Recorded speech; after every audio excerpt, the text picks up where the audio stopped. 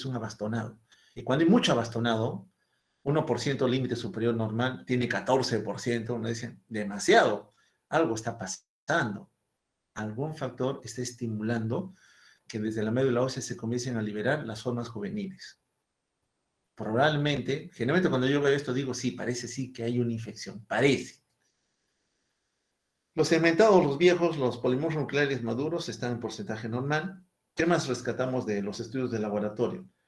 Tiene una creatinina en 3.8. Viejo, yo digo 3.8. Para mí lo normal de creatinina es 1. Y tiene 3.8.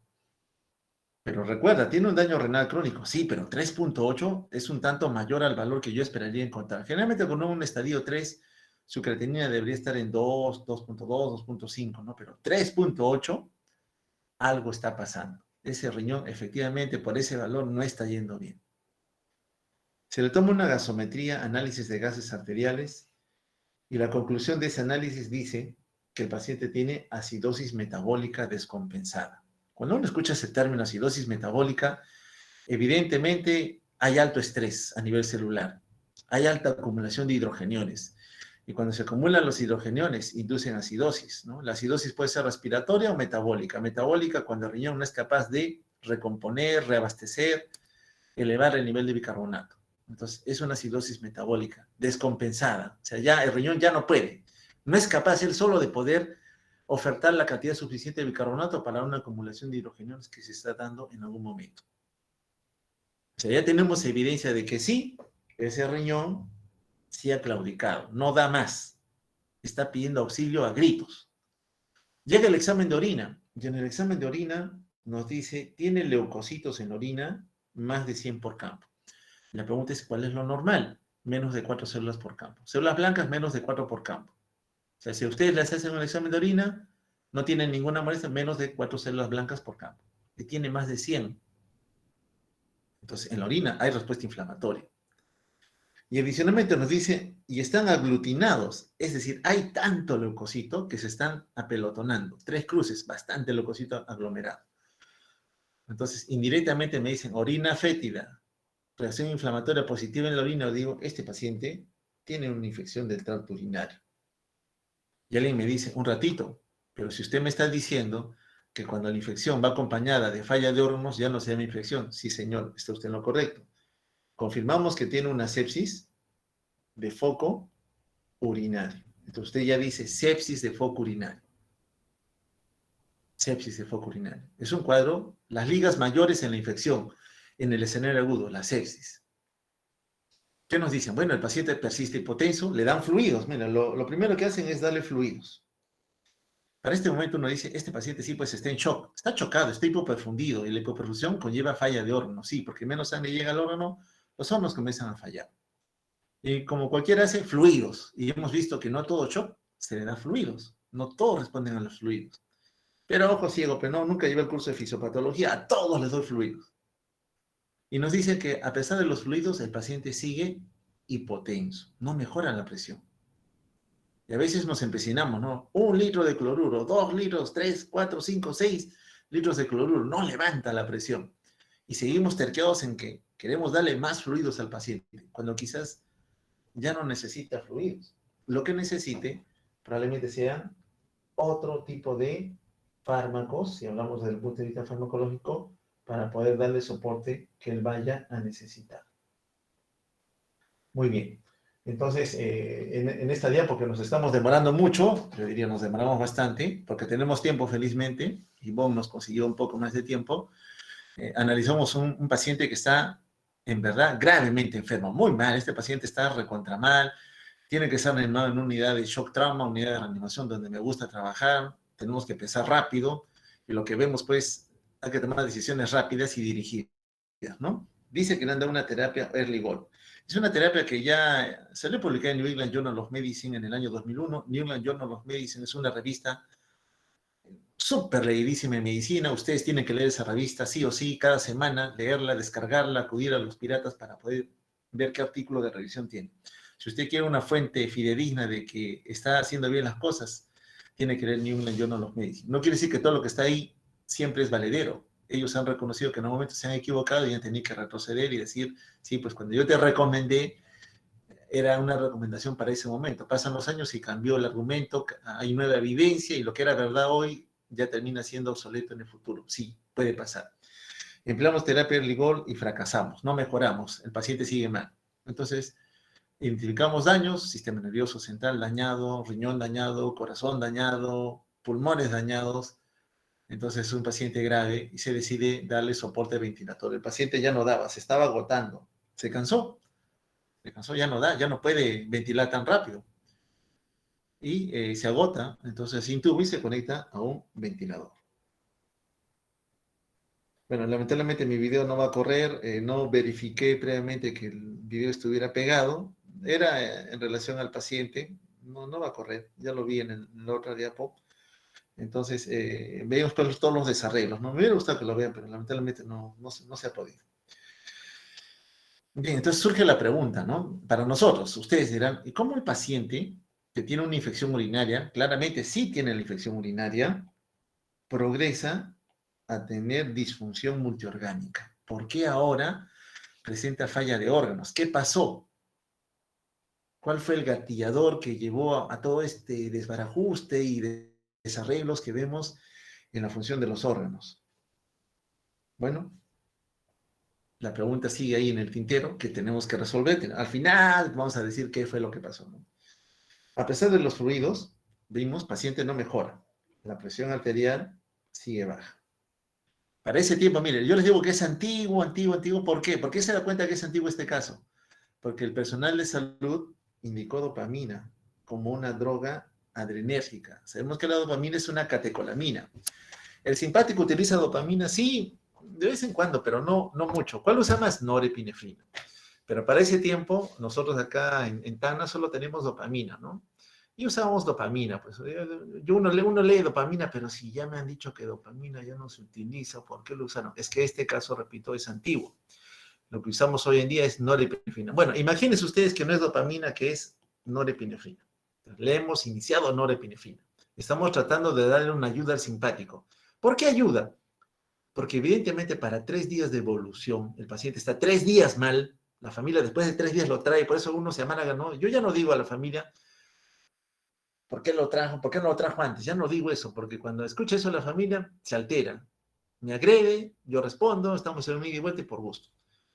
Yo siempre mejor ya bajo mis decibeles, simplemente le digo, ¿y qué motivó que hoy decida traer al paciente? ¿Qué pasó hoy día en particular para que usted decida traerlo? Y a la familia más tranquila me comienza a contar más cosas, ¿no? Ya evito ese comentario, ¿y por qué no lo trajo antes? Porque ya es innecesario, ya recibe un paciente sumamente dañado. Entonces le damos norepinefrina, no mejora corticoides, pero yo he escuchado por ahí que los corticoides bajan las defensas. ¿Para qué le quiere dar corticoides?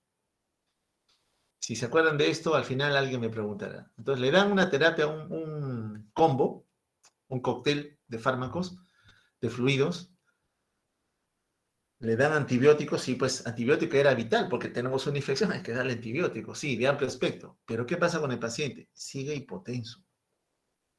O sea, fluidos, catecolaminas, corticoides, antibiótico y el paciente no mejora presión arterial, sigue baja la presión. En ese momento ya me desespero. Ya le estoy dando, ya paré los fluidos, controlé un poco, le doy más catecolaminas y el paciente no me responde. Invadimos al paciente, lo colocamos un catéter venoso central, medimos la presión venosa central. ¿Qué es la presión venosa central? Nos preguntaron, ¿no? Es un valor indirecto de cómo está la volemia, cómo está la precarga. ¿Cuál es lo normal? Desde 0 hasta 10. Tiene 12.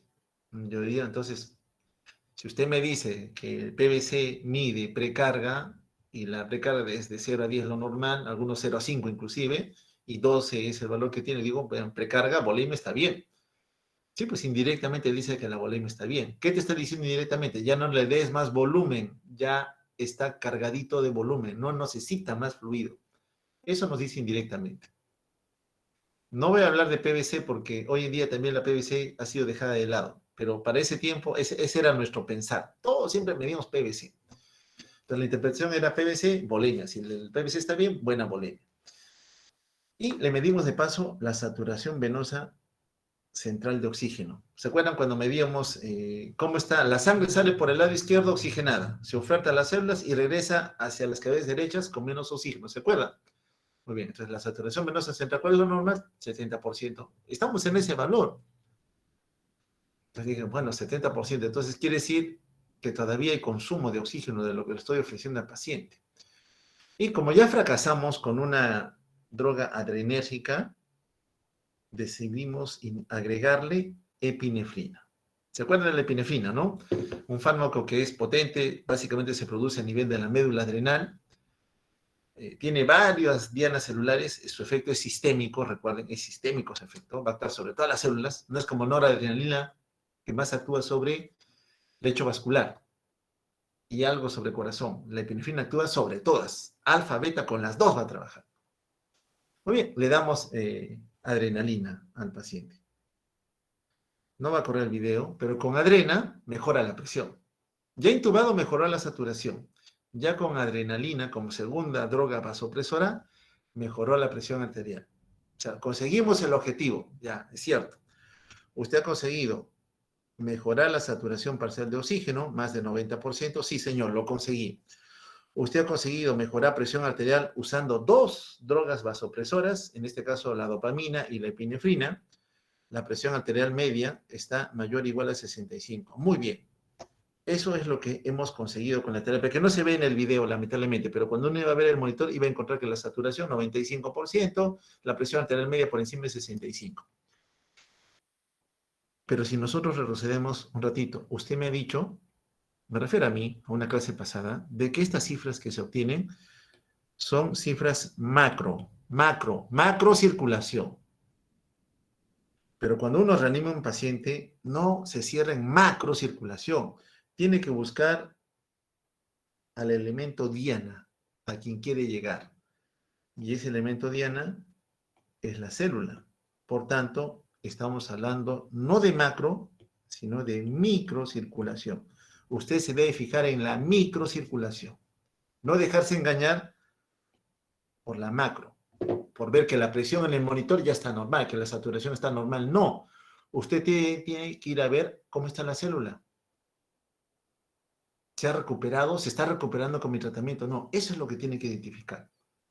¿Y qué herramientas tiene? Lo dijimos. La diferencia que obtenemos entre la saturación del lado venoso versus el lado arterial, cómo está el nivel de lactato y el gradiente, cuánto CO2 tengo en el lado venoso versus cuánto CO2 tengo en el lado arterial. Si es mayor o igual a 6, esa célula está en problemas. Si el lactato está por encima de 1,5, la célula está en problemas. Si la saturación venosa central de oxígeno está elevada, 80, 90, esa célula está en problemas. Eso lo sabemos, lo revisamos en una clase pasada. Y lo vamos a reforzar de todas maneras, no se preocupen. Entonces, viene nuestra preocupación. ¿Qué está pasando? Este paciente, con un proceso de algunos días de evolución, está gravemente enfermo y tiene clara evidencia de que tiene un síndrome de falla multiorgánica. Para otros, síndrome de disfunción multiorgánica. Para los americanos es el MODS, ¿no? Que a veces uno quiere escuchar mejor, porque así lo entiendo. Pero al final de cuentas es falla multiorgánica. Varios órganos están trabajando mal. Ese es el motivo de nuestra reunión hoy día. Nos hemos demorado un poquito solamente adentrándonos, acopiando información para saber cómo es que enfrentamos a esos pacientes, ¿no? Casos interesantes siempre se presentan. No se aburran, por favor. Espero que la reunión sea un poquito más amena para ustedes.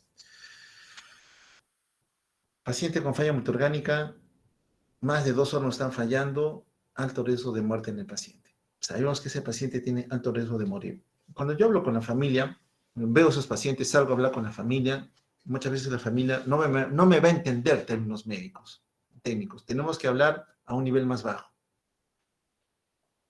Recuerdo ayer que cuando estaba en emergencia, había un compañero, un médico joven, médico general, estaba atendiendo a una paciente que tenía molestias urinarias y le pidió un examen de orina. Yo justo llegué para que monitorice un medicamento y en eso lo escuché, ¿no? Cómo se comunicaba con la paciente joven y él le dice, mira, tú tienes todavía indicios de una infección urinaria, tienes leucocitos elevados en la orina, a pesar del tratamiento, y te vamos a cambiar a un antibiótico más potente. Cuando yo le escucho hablar, digo, la paciente sabrá leucocitos en orina. ¿Qué quiere decir que le diga leucocitos en orina? ¿No? ¿Qué quiere decir antibiótico más potente? O sea, hay términos que a veces no se entiende, la población no le entiende. Más sencillo, quién sabe, para mí hubiera sido decir de que hay una infección todavía presente en el cuerpo, por lo que uno ve en la orina, y que al parecer el tratamiento antibiótico inicial que se le dio ha fracasado. ¿Cómo me doy cuenta que ha fracasado? Porque la paciente sigue con síntomas, sigue con ardor al orinar, sigue orinando frecuentemente, o quizás tiene fiebre, o quizás tiene dolor lumbar agregado, ¿no? Entonces, esas señales clínicas presentes todavía, a pesar de un antibiótico que yo previamente le di, me dicen, estamos fracasando. Y por eso uno opta ya por pedir el cultivo de orina y cambiar a un antibiótico de un mayor poder de acción, más seguro, que me diga, sí, con este tienes más chance de que estés controlando mejor la infección. Y lo es el tutearlos, ¿no? Yo los tuteo porque me gustaría que tenga un poquito de confianza conmigo en los temas que tocamos. Pero cuando uno tutea a un paciente siempre hay que pedirle permiso, ¿no? Decirle tú, por eso, cuando yo veo paciente grave y lo veo mal, pero tú ya estás consciente, digo, te voy a tutear para que me entiendas al paciente. Le pido permiso, siempre. ¿Ya? No tutear directo porque ese es un nivel de confianza mayor y casi siempre se concentra en nuestro entorno más cercano, ¿no? Bueno, entonces, cuando viene el familiar a este paciente, yo le digo, tengo que hablar en términos sencillos. Entonces, yo le pongo el ejemplo de la mesa. Le digo al familiar, mire, imagínese usted una mesa con 4 patas. La tabla es nuestro organismo completo. Y cada pata es un aparato o sistema. Y siempre meto 3 aparatos obligatorios en ese grupo de patas, en las 4 patas. Le digo, una pata es el aparato cardiovascular, la otra pata es el sistema renal, la otra pata es el sistema respiratorio, y la otra puede ser el sistema nervioso central, de coagulación, digestivo, todo lo que usted pueda tener. Entonces le digo, mire, imagínese usted que la tabla es su cuerpo. ¿Qué pasaría si yo a esa mesa le quito una pata? La mesa se mantiene en pie, es lo que yo les digo. Ellos me dicen, sí, todavía puede mantenerse en pie. Bueno, ese es cuando ha fallado un órgano, un aparato. Dime usted, le digo, si yo a esa mesa le quito una segunda pata, le quito otra pata más, ¿podrá sostenerse en pie? La mayoría me dice no. Pero le digo, imagínese usted que yo estoy tratando de equilibrar a veces competencias, ¿no? Vemos en la competencia que quieren equilibrio. Yo puedo agarrar 2 patas y que la mesa todavía esté en pie. Sí, podría ser que esté en pie con 2. ¿Y qué pasaría, le digo, si le quito una tercera pata? La mesa se cae. Sí, le digo, es lo mismo con el cuerpo de su familiar. Ya tiene 3 aparatos en falla. Significa que en cualquier momento esa mesa se va a caer y va a morir. Entonces, es más fácil que ellos entiendan la gravedad del cuadro cuando se le trata de explicar en términos sencillos lo que está ocurriendo. Y muchos ya aceptan mejor el destino, que lamentablemente muchas veces acompaña al paciente. Va a morir. Sí, pues va a morir. Porque su economía ya no me está respondiendo. El simpático ya se agotó y le doy drogas que tratan de emular al simpático y ya no puedo porque estoy en un punto sin retorno. Ya viene la muerte. Indefectiblemente ese paciente va a fallecer. Entonces decimos, pues, entonces, en relación a la muerte, todos estamos destinados a morir. Sabemos que vamos a morir en algún momento, pero cualquiera diría, pero todavía no es mi momento todavía no ha llegado. Yo también diría, todavía es mi momento, yo quisiera vivir unos años más, por algunas necesidades que pueda tener. Y ustedes, quizás me dirán, yo quiero vivir muchos años más todavía, sí, pero sabemos que en algún momento nos va a tocar morir. Recordar que la vida, nuestra vida saludable, depende del mantenimiento de la homeostasis. Usted mantiene la homeostasis, se va a mantener saludable. Pero en algún momento, en nuestra vida, en este mundo, todos nuestros sistemas, aparatos, se van a ir debilitando. Reserva fisiológica. Y van a comenzar a fallar, sí. Pero el proceso se acelera cuando en algún momento un factor de estrés se suma. En este caso de este paciente, ¿cuál es un factor de estrés? Una infección. Él ya tenía aparatos en falla, pero vino la infección y él con esos aparatos en falla ya no puede responder porque ya agotó toda su reserva, no tiene. ¿De dónde saca? Por tanto, ya a nivel celular se produce el envejecimiento y algunos procesos llevan a la aparición de la apoptosis, acelerar la muerte celular. Miren, para inicios del siglo pasado, la expectativa de vida de los seres humanos, o sea, ¿cuál es la expectativa a la cual buscaban llegar? 40 años. 40 años. Y de ahí ya comenzaba a aparecer mayor cantidad de personas muertas. No llegaban a los 60, más de la mitad no llegaba a los 60. Un quinto, una sexta parte de la población llegaba duramente a los 80, ya con muchas afecciones en el camino. Hoy para nosotros, nuestra expectativa de vida se ha incrementado. Para el año 2000 y más de 2000, 60 años, vivimos bien, ¿no? Vemos varias personas de 60 y lucen bien, sí, lucen bien. 70 todavía están bien caminando. Ya en los 80 sí, pues lo veo algo con su andador, con su bastón y lo demás. Raro ver uno de 80 físicamente bien, ¿no? La mayoría no los vemos tan bien. Y 90 ni qué decir, ya postrado, con poca movilidad en casa. Sí, así ocurre. Entonces, cierto es que se ha aumentado la expectativa de vida, pero aún así las formas de muerte, esas todavía no han cambiado, porque establecen una necesidad de mejoría en el manejo de la salud, tanto por las personas, detectando que están mal, como que debe ir también de la mano con el sector salud, que debe ir abocado a buscar a esa población en riesgo, ¿no? Bien, regresando otra vez a nuestro tema, envejecimiento y muerte. Sabemos que todos envejecemos, sí. Desde que nacemos, logramos en algún momento alcanzar la madurez completa con algunos órganos, sobre todo a nivel respiratorio, a nivel renal también ocurre, y luego comienza a haber una declinación de la reserva fisiológica. Hay un envejecimiento, y en algún momento también se suscita la muerte celular. La pregunta es, ¿y por qué se van muriendo las células? ¿Saben qué? La vía final común se comparte mucho con el escenario en estrés. La vía final común por la cual mueren nuestras células es porque hay privación de oxígeno. No llega ya el oxígeno. Y va generalmente asociado porque la perfusión, la cantidad de sangre que le llega, va disminuyendo.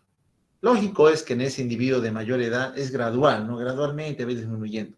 Pero en otros, yo estoy mayorcito todavía bien, súbitamente cae el flujo. Ahí se acelera el proceso. Pero la muerte en general va acompañada de esto, de privación de oxígeno, porque el flujo disminuye. Al inicio isquemia, disminución del flujo. Isquemia, flujo disminuido. Y en un momento, encima que hay flujo disminuido, cae la oferta de oxígeno. Ni que decir, sin oxígeno en la célula, repetimos otra vez, se muere. Entonces, al final, lo que lleva a la muerte celular es una cascada de eventos conocidos como cascada isquémica, en donde la célula al inicio busca defenderse como sea. La célula quiere vivir. Para vivir sabe que tiene que generar ATP. Entonces va a acomodarse a un metabolismo anaeróbico para producir ATP, pero con alta cantidad de metabolitos que van a ser perjudiciales. Dióxido de carbono. Aumenta su tasa metabólica, dióxido de carbono. Y el dióxido de carbono se junta con el agua, forma ácido carbónico, y este se descompone en hidrogeniones y bicarbonato. Este es el problema, los hidrogeniones, acidosis. La depresión de ATP, que es poco, ahora lo que produzco, va a generar gradientes iónicos que se van a romper, porque la membrana mantenía a raya algunos iones fuera y otros dentro. Era selectiva, pero ahora pierde esa capacidad. Y algunos de ellos, que buscaban siempre ingresar a la célula, tienen libertad de acceso, porque no hay manera de mantenerlos afuera, porque la proteína o la misma membrana que lo limitaba, ahora le favorecen el acceso. Y uno de ellos, del cual también hemos hablado mucho, es el calcio. Fisiológicamente, hablando, el calcio donde se mete activa la célula, sí, pero cuando ocurre en demasía, mucha estimulación, es tóxica para la célula, la daña. Vamos a ver luego cómo. Este mismo y otros más, como el sodio, excitan a la célula. Pero excitan una célula ya agotada, ya cansada. Es como que ya has corrido toda la mañana, llegas a casa y te dicen, ahora quiero que podes el jardín, que cargues los sacos de arena, que te pongas a pintar, que te pongas a lavar, que te pongas a cocinar. Ya estás cansado. Ya no puedes, ya no das. Lo mismo ocurre con la célula. Ahora la estimulas a que haga más cosas, ya no puede, ya no tiene más reserva celular, ya no orgánica en el todo, celular, ya no da. En ese momento, una organela harto importante también comienza a claudicar en su función, la mitocondria. Elemento vital para mantener la oferta continua de ATP. Entonces, esta es la cascada isquémica, que probablemente dice, eso ya es sencillo de entender, sí, pues, pero tienes que grabártelo. La pregunta es, ¿por qué necesita usted que yo me grabe que sepa ese concepto? Porque cuando usted ve a un paciente en quien cae la presión de perfusión, en donde la cantidad de oxígeno en sangre está disminuida, evidentemente ese paciente tiene riesgo de muerte por todo lo que ahora se describe. ¿Qué ocurre? Cae la cantidad de oxígeno por diferentes condiciones, hay menos oferta.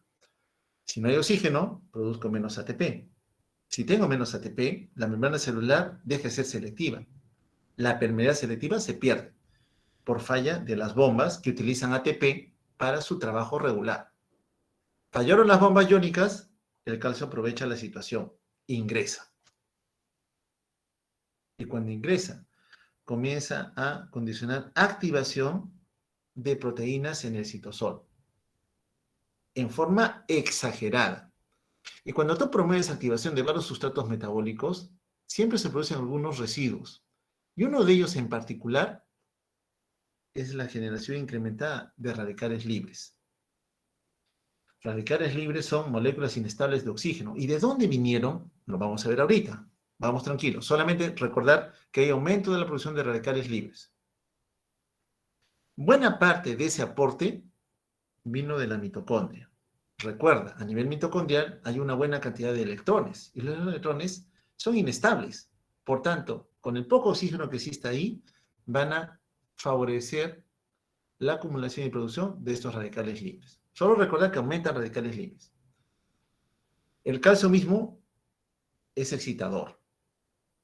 Repito, una célula ya agotada, el calcio trata de estimularla más. La va a agotar más, porque le dice, bueno, para hacer ese trabajo necesito más ATP. Otra vez recurre al metabolismo anaeróbico. Más generación de metabolitos que finalmente terminan siendo, no solo dañinos para la misma célula, sino que se vierten en la economía del lecho vascular y esos hidrogenones circulan, inundan todo el organismo, por tanto, generan una acidosis sistémica. Bien, pero no solamente es el calcio, no solamente es el calcio el que en este momento va a tener libertad de acceso. El otro es el sodio. El sodio predominante es en el extracelular, no en el intra. Pero como ya no tengo una bomba sodio-potasio ATPasa que permita su eliminación, porque necesito ATP, o alguna otra vía de conducción que ahora se ha alterado, está abierta y me permite el ingreso al sodio, el sodio es osmóticamente activo, ingresa al interior de la célula. ¿Por qué la bomba sodio-potasio ATP se la tiene que eliminar al sodio? Porque si no lo elimina, el sodio jala agua, hincha la célula y la revienta.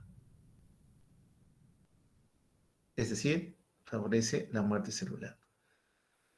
Intentar estimular a una célula ya agotada en el tiempo, que ya no da más, indefectiblemente va a llevar a generar la muerte celular por necrosis. La mitocondria más va a favorecer la muerte por apoptosis. Pero de un otro lado, ¿qué hacemos? ¿Cuál es la evidencia final? Perdemos masa celular.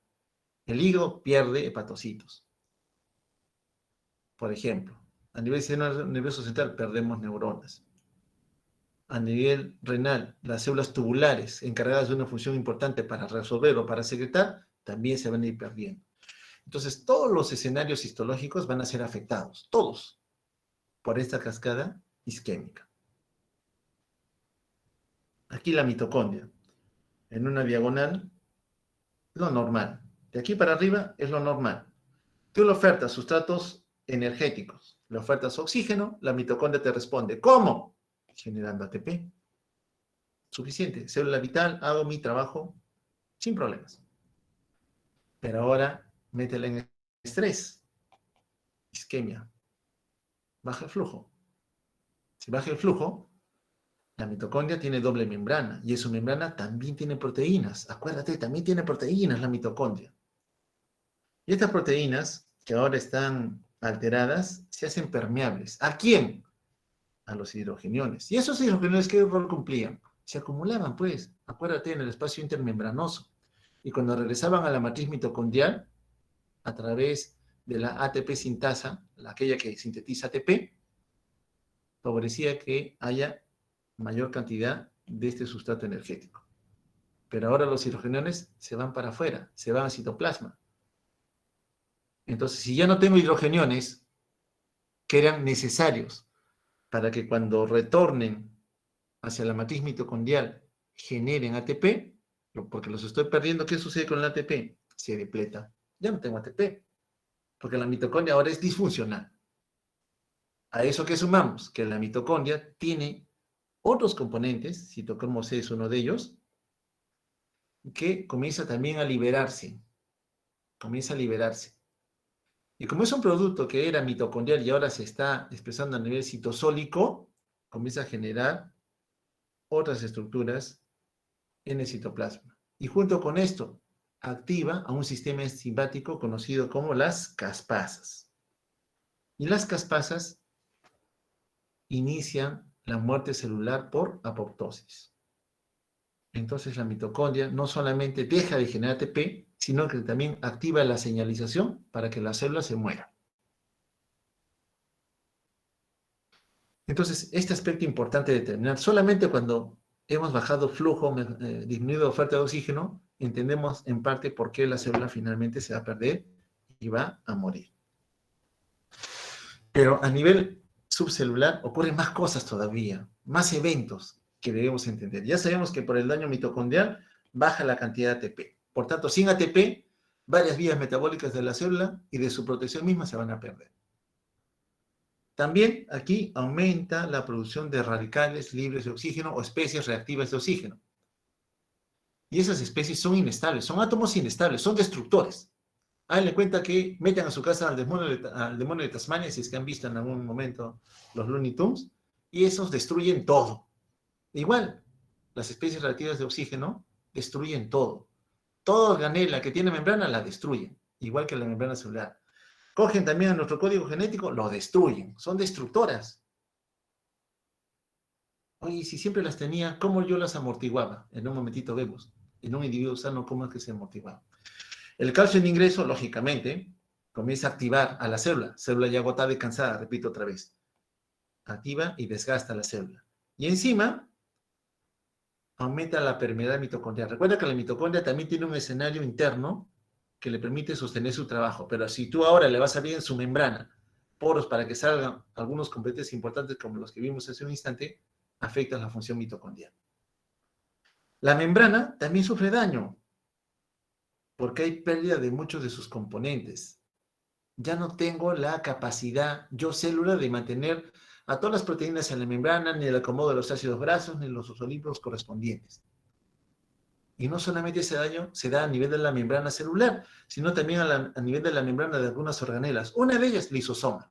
¿Qué tiene el lisosoma en su interior? Lo vimos en una clase. Alta cantidad de enzimas, destructoras también. Y recuerda que estas enzimas trabajan bien en pH ácido. Eso era dentro del lisosoma, sí, pero no te olvides que la mitocondria ahora está ofertando más hidrogeniones, que junto con el lisosoma, que ahora se está liberando, se activa más el contenido que tenía, rico en enzimas. Entonces ocurre la digestión celular.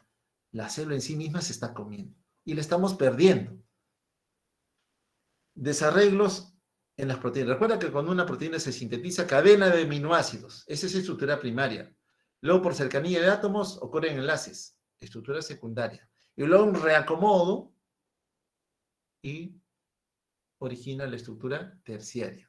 Bueno, ¿qué sucede aquí? Hay un desarreglo. Ya no se pliega la proteína como debería, o de repente pierde parte de su composición original. Al final, esos productos son proapoptóticos. La mitocondria tiene receptores para ellos. Y cuando ve que hay una interacción de estos productos con sus receptores mitocondriales, activa las caspasas. Muerte celular.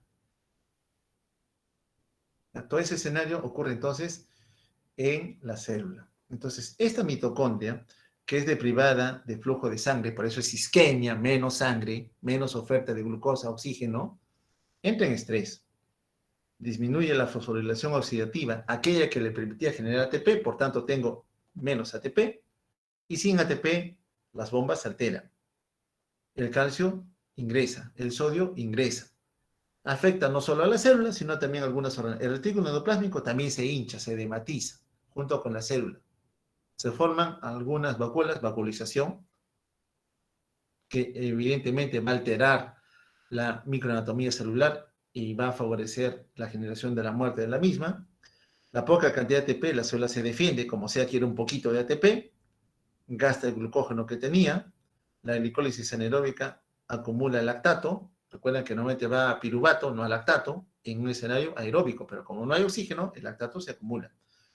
El lactato es un ácido, por tanto, el pH disminuye. Hay alta cantidad de hidrogeniones. Y esto, lógicamente, también va a afectar a nuestro código genético, ¿no? La cromatina se condensa mal, comienza a activar señales, pero de porciones de ella que no son significativamente útiles para el funcionamiento celular. Junto con esto, desarrollo de ribosomas, no tengo proteínas para cumplir la tarea que habitualmente la célula cumplía. Entonces, por todo lado, como estamos viendo, hay lesión celular. Lesión celular por disminución en el flujo. Entonces, ya en cascada final, alta cantidad de estos productos con poca oferta de ATP genera la muerte celular por necrosis, ¿ya? Por deprivación en general de oxígeno. Pero cuando es la mitocondria la que expuesta a algunos productos que se acumulan a nivel de citosol, actúan con receptores y esta mitocondria activa a su vez a los caspasas, la muerte celular ocurre por apoptosis. Los dos escenarios ocurren al final de cuentas. Ambos al final, ¿qué van a hacer? Matar células. Perdemos masa celular. Todo buscando sostener este objetivo, ATP. Sin ATP, repito otra vez, las células se mueren. Acá está, ahora sí, lo de los radicales libres de oxígeno, especies reactivas de oxígeno, que cuando se acumulan, tenemos sistemas de control, ¿ya? Sistemas que dicen, no, no vas a hacer daño. ¿Cuáles son los radicales o especies reactivas de oxígeno que habitualmente el cuerpo produce? Superóxido, peróxido de hidrógeno, el agua oxigenada, radicales hidroxilo. Se acumulan. Pero tenemos sistemas de amortiguación, ¿ya? La superóxido dismutasa, la peroxidasa de hidrógeno, por ejemplo, que me ayudan a que esos radicales inestables formen otros productos más estables y eviten el daño celular. Lamentablemente, cuando la isquemia persiste en el tiempo, más y más de estos se acumulan, ocasionan a nivel de la membrana peroxidación de lípidos, alteraciones en las proteínas y daño del código genético, que si se sostiene en el tiempo, más desarrollo celular, más desarrollo de proteínas de citosol, alteraciones en el mismo código genético que a la larga puede llevar a la presencia de mutaciones. Entonces, todos estos escenarios, al final de cuentas, para usted ya grabado en su memoria, dañan membranas, dañan a la célula y finalmente la matan. ¿Cómo dañan membranas? Repito otra vez, una célula cualquiera busca mantener un medio interno adecuado para la labor que ha llevado a una superdiferenciación. El hepatocito no hace la misma labor que un miocardiocito. El miocardiocito es contráctil, el hepatocito es biotransformador por excelencia. Pero todas en general tienen funciones en común. ¿Cuál es? Mantener una membrana selectiva que permite el flujo de unos y no de otros, hablando a nivel de iones. Al calcio, a la célula siempre le gusta tenerlo afuera, no adentro. Lo mismo pasa con el sodio, porque sabe, como lo hemos visto hace un instante, que su acumulación puede ir acompañada de disfunción celular. Eso es lo normal. Pero ¿qué requiere para esta tarea? Energía. Requiere que se genere ATP. En el escenario de la injuria, no hay ATP suficiente. Cuando hay isquemia, perdemos la capacidad de generar ATP. Por tanto, estas bombas que trabajaban con ATP dejan de hacerlo. Aprovecha el caos, sodio y calcio, y producen todos los desarreglos que hemos comentado anteriormente. Todos esos desarreglos. La acumulación de sodio hincha la célula y hace que estalle. El ingreso de calcio activa o trata de activar varias vías metabólicas, pero repito, en una célula que ya está agotada. Estos radicales se acumulan porque ya no hay manera de poder depurarlos. Estos sistemas de control enzimático, superóxido de dismutasa, la catalasa, la glutatión peroxidasa, ya no trabajan. Porque recuerda que al final de cuentas son proteínas. Y como proteína necesitaba la indemnidad celular, que ahora se ha perdido por todos estos productos que a la larga se han ido acumulando. Entonces la célula ya no tiene mecanismo de autodefensa. El shock circulatorio representa en gran medida, cuando hablamos de isquemia, la causa por la cual el flujo, como bien dice aquí, ha disminuido. Y sin garantía de flujo, los órganos van a comenzar a fallar. Ya sabemos el cómo, ya sabemos el por qué perdemos células. Recuerda que la célula tiene un tiempo de vida, un tiempo de respuesta al estrés, que si persiste en el tiempo, tú no has identificado el factor estresante, o de repente lo identificaste, pero el paciente vino tarde, como este caso, llega tarde, 3 días, de repente era más tiempo, el patógeno tuvo oportunidad de ir progresando y causar todos los desarreglos que hemos visto, hace un instante. Y afectamos esto, ¿no? El flujo, no hay flujo, la sangre no se mueve con la facilidad que lo hacía, hasta que en algún momento se detiene. Y cuando se detiene, o es muy lento el flujo, ya no perfundes. Y si no perfundes, ya no ofertas nada. La célula, por tanto, se muere. Y ahí se hace más evidente lo que es la alteración en la función celular del órgano del cual forma parte. Cuando uno falsamente dice, ya mejoré presión, ya mejoré saturación, repito, tú estás evaluando macro. A ti ya no te contentes con el macro. Para ti lo obligatorio es evaluar micro. ¿Micro qué? Microcirculación, no microbiología. Microcirculación. En eso se tienen que enfocar. De eso va a depender que el paciente pueda o no salir. Bien, hablando rápidamente de shock, solamente para reforzar estos conceptos, luego tendremos un pequeño break para que descansen un poquito. ¿Ya? Miren, en el escenario de la normalidad, ¿qué es normal? Todos ustedes, para mí están normal, están sanos. La bomba cardíaca, esta bomba, este corazón, facilita un movimiento de la sangre. ¿Impulsado por quién? Por las cavidades izquierdas. El ventrículo izquierdo bombea la sangre. En fase sistólica distribuye a la sangre por toda la economía. La lleva a diferentes órganos. Cada órgano recoge lo que necesita. Localmente, cada órgano tiene compuertas, músculo liso, que determinan si la sangre entra más o entra menos. Como es músculo liso, usted dice músculo liso, simpático. Si simpático se activa, cierra la compuerta. Acuérdese de eso. Localmente, ese músculo liso responde a algunos mediadores locales. Para que se mantenga contraído, se cierra, no hay flujo, o se relaje, se dilata, hay flujo. ¿Ok? Entonces, esto que está acá es macro. Presión arterial, 120/80. Es la presión con la cual está saliendo. Pero lo que a ti te interesa, o debe interesarte, es qué pasa acá, en la microcirculación, cómo está llegando la sangre. ¿Llega efectivamente a las células dianas del corazón, del riñón, del tubo digestivo, o no? Eso es lo que debes preguntarte siempre. ¿Ok? No contentarte con esto de acá. Debes buscar siempre qué está pasando a nivel microcirculatorio. Una vez que se coge lo que se necesita, la sangre regresa pues con algunos metabolitos tóxicos, CO2 y otros más, y algo de oxígeno. ¿A dónde? A las cavidades derechas. ¿Ya? Eso es retorno venoso. La sangre retorna al corazón, retorno venoso, precarga. Y otra vez, desde el lado derecho, entra el pulmón, que no está graficado aquí, para que la sangre se oxigene y regrese a las cavidades izquierdas para ser ofertadas a la economía. En el shock hipovolémico, uno de los tipos de shock hipovolémico, otra vez, cuando hablamos de shock, les dije, siempre piensen en el shock, ¿no? Estamos hablando de del hipovolémico. En el shock hipovolémico, disminuye ¿qué cosa? Usted lo está diciendo, pues, volemia, sí. Recuerda que en la sangre hay dos componentes, el plasma líquido y elementos formes, mayoritariamente representados por quién? Por los eritrocitos.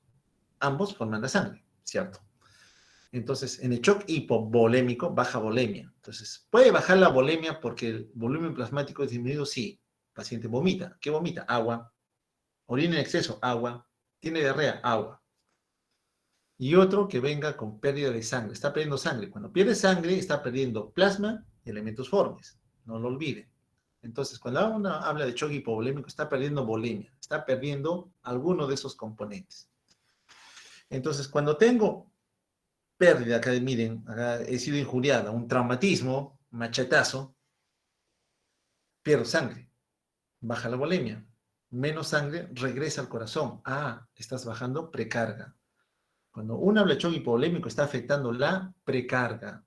Tengo menos volumen de sangre circulando.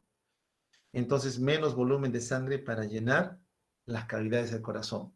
Menos volumen de sangre para ofertar a la economía.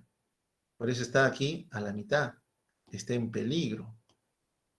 Porque hay menos volumen de sangre circulando. Y si hay menos volumen de sangre circulando, ese paciente tiene el riesgo de generar isquemia. Si hay isquemia, ocurre todo lo que hemos dicho anteriormente. Otro ejemplo de shock, ¿no? Otra vez shock, es shock. Lo repito para que se lo memoricen. Ahora estamos con el obstructivo. Un ejemplo representativo es la embolia pulmonar, ¿no? Un coágulo de sangre, acá está escrito, un coágulo de sangre que se ha estancado en la arteria pulmonar. Antes de que la sangre entre al pulmón para oxigenarse, hay un coágulo ahí que no permite la llegada. La sangre debería pasar del ventrículo derecho al pulmón, pero no puede, porque aquí hay un stop, no le deja pasar.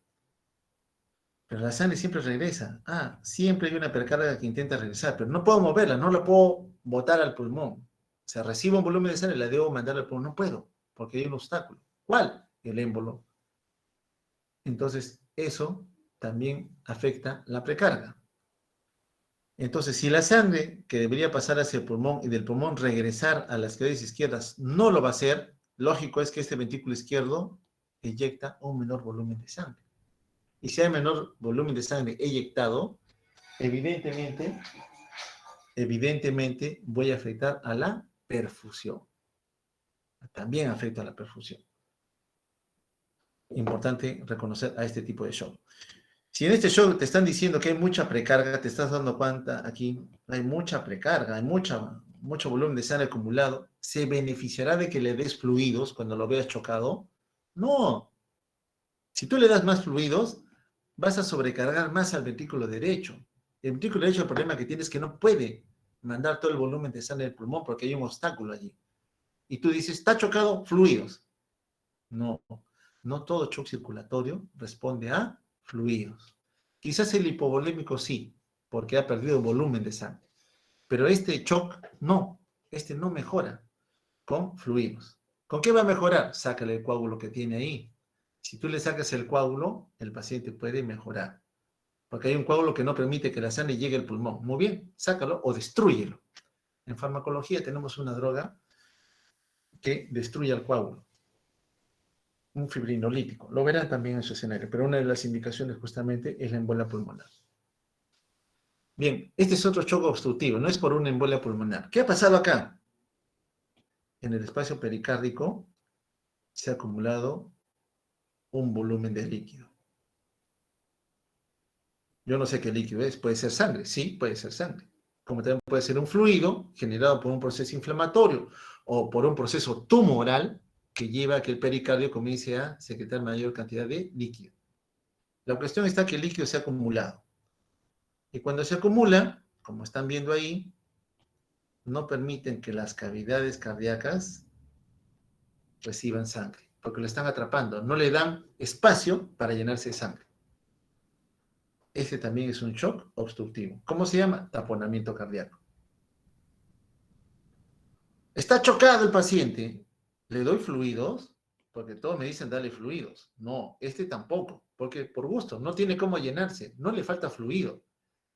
Entonces, si no le falta fluido, ¿qué debo hacer? Ah, cuando tú veas un shock, primero identifica cuál es el tipo de shock. Es un shock obstructivo. En este caso, por taponamiento cardíaco. Tiene mucho líquido fuera del corazón. Y eso está perjudicando el llenado. Entonces, si el líquido es el que está afectando esto, ¿qué indicarían ustedes? ¿Qué harían? Fácil. Sacar el líquido. Tengo que sacar ese líquido. Pericardiocentesis. Le sacas el líquido, ahora el corazón tiene espacio para poder recibir sangre y la presión arterial se recupera. ¡Oh, milagro! Sí, pues, pero eso es conocimiento. El conocimiento es poder. ¿Ok? Ese es el shock obstructivo ocasionado por un taponamiento cardíaco. Y el shock distributivo, bueno, en el shock distributivo ocurren varios escenarios particulares. Probablemente ya lo vieron en fisiopatología de la infección. ¿Qué escenario se suscita aquí? A nivel de la microcirculación, a nivel del lecho vascular, tanto arterial como venoso, porque hablar de shock distributivo, el escenario más frecuente es la sepsis, ocurre una relajación del músculo liso vascular. El vaso, que tenía un radio, músculo liso, está ahora dilatado. Significa que tiene menos resistencia vascular periférica. Y si tiene menos resistencia vascular periférica, baja la presión arterial. Hay hipoperfusión. Eso es lo que pasa. Y se da tanto a nivel venoso como a nivel arterial. Por eso acá están graficando ustedes las arteriolas y las venas. La pre y la postcarga están afectados. Las venas, como están más dilatadas, imagínense que esto fuera una vena, tiene más sangre dentro, porque ahora está dilatada, ha atrapado más sangre. No te devuelve la precarga, la tiene guardadita. Oye, pero yo necesito la precarga, sí, pero no te la va a dar. Entonces raciocinio, digo, ¿qué hago para que esta vena me devuelva el volumen de sangre? Acuérdate que las venas todavía tienen músculo liso. Ah, si tiene músculo liso, responde a las catecolaminas. Sí, responde al simpático. Pero el simpático en este paciente ya se agotó, ya se cansó, ya no tienes. ¿Qué haces? Entonces le voy a dar una catecolamina. ¿Cuál? Norepinefrina. Que haga que la vena se contraiga y cuando se contraiga, libere el volumen de sangre y lo regresa al corazón. Así trabajamos en farmacología, razonando, sabiendo el escenario fisiopatológico que originó ese problema. ¿Ok? Ese es el shock distributivo. En este caso asociado a una infección, que probablemente es el que tiene el paciente. Pero un dato curioso acá. Acá me está diciendo que también el gasto cardíaco ha disminuido. Digo, ¿cómo? La infección también puede llevar a falla de la bomba, porque cuando habla de falla de bomba, usted me ha dicho que cuando hablamos de shock, hablamos de shock. Sí, yo le he dicho eso. Que cuando hay falla cardiogénica puede ser por componente muscular, la contractilidad se altera, y eso es cardiogénico. Y usted me está diciendo ahora que en la sepsis también puede haber compromiso del gasto cardíaco. Sí, sí puede haber. Usted me va a decir, ¿por qué? Pero eso usted lo revisó. Tuvo una clase de fisiopatología de la infección y tiene un curso de inmunología también. Pero hablando de la fisiopatología de la infección, debe saber que cuando hay una infección se liberan algunos mediadores inflamatorios. Uno de ellos que también lo comenté es el factor de necrosis tumoral. Es una citoquina. ¿Qué hace esta citoquina? Atonta al miocardiocito, lo debilita. Entonces, el miocardiocito que debería contraerse con energía para inyectar un volumen de sangre, ya no lo hace también, producto de la infección. Hay una explicación. Aquí, en un individuo normal y un individuo que está estresado. En azul es el normal. Mientras más volemia tengan, el tono vascular disminuye. Eso es lo normal. El gasto cardíaco se mantiene normal. Cuando hay un buen volumen de sangre circulando, el corazón y los vasos están en equilibrio. Pero cuando ocurre una situación de estrés, ¿cuál es la situación de estrés? Dígame, esta parte de acá, la curva roja. Cuando el individuo está estresado, se altera el tono vascular. Eso ocurre en infección, en la sepsis, por ejemplo. No hay vasoconstricción. Al notar que hay un defecto en el lecho vascular, su simpático se activa. ¿Y qué hace el simpático? Ordena que haya contracción de ese lecho. Al hacer la contracción, mejora la función de bomba, porque hay más volemia. Aparte que el simpático mejora la contractilidad. Entonces, normalmente, cuando ocurre esa situación de estrés, este paciente que hemos visto, geronte, 80 años de edad, él activó su simpático. Claro que con menos reserva, pero la activó. Solo que el simpático, repito otra vez, no se activa en forma permanente, se agota. Las catecolaminas ya no, en el momento ya no hay catecolamina. Porque el simpático trató de ayudarle como pudo, pero fue sobrepasado. ¿Por quién? Por la infección. Pero ahora yo ya sé que está pasando esto, entonces, ¿qué hago yo, farmacológicamente hablando? Le administro catecolaminas para recuperar esa respuesta que el simpático perdió. Eso es lo que hemos hecho con el paciente. Lo malo es que al momento de usar esas catecolaminas o al momento que el simpático se activa y en forma desmesurada, porque el simpático como sea quiere salvar a la persona, cuando estaba sana había flujo en toda la economía. Todas las estructuras orgánicas recibían sangre, pero cuando el simpático se activa es para defenderte. Dice, no, esta diapo ya la conocen también, no. A mí me interesan algunos órganos. Yo, como sea, soy simpático, tengo que garantizar la indemnidad del corazón, del cerebro y del músculo esquelético. No me interesa la piel, no me interesan las vísceras. Entonces, la activación del simpático por defendernos cierra las compuertas del lecho vascular esplácnico. Por tanto, aumenta la resistencia a ese nivel. Como cierra las compuertas, baja el flujo de sangre en las vísceras. Según cuán activo esté el simpático, el flujo puede afectar a más y más y más vísceras. Si la afección es temporal, lo dije también, en algún momento el simpático ya va bajando su activación, su tono de descarga de catecolaminas, puede recuperarse el flujo y las vísceras se recuperan, reviven, porque a otras le llega sangre. Pero si al contrario no se recupera, se cerraron todas las compuertas y el simpático ya es sobrepasado por el factor de estrés, en un periodo de tiempo, ese paciente va a morir.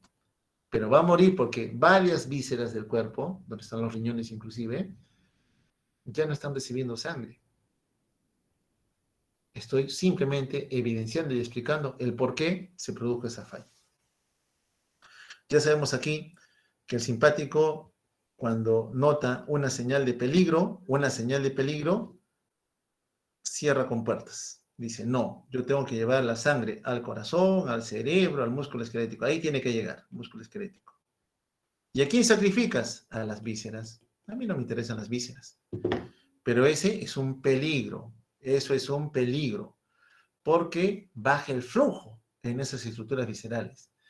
Y el tiempo que le das para que se recupere es corto. Si tú le cierras las compuertas para el flujo a esas vísceras, esos órganos que están ahí, van a comenzar a fallar, porque van a perder células que le permitían mantener la labor para la cual ese órgano ya se había especializado. Entonces, cuando tenemos alta activación simpática, vamos a ver esto, no flujo, cero flujo. Otros que están con algo de flujo, pero aún así poquito, cascada isquémica, menos ATP, acumulan metabolitos tóxicos y finalmente ocurre la muerte celular. Todo con el objetivo que busca el simpático de llevar a que el flujo se redireccione hacia otros lugares de la economía. Y esto lo vimos ya, cierto, es el simpático se activa, busca compensar, activa otros más, pero igual, en la fase terminal, este paciente, el que hemos visto en el ejemplo, disfunción vasomotora, el vaso ya no responde. Le doy catecolamina, no me responde. Dese cuenta que le dieron dopamina y no respondía.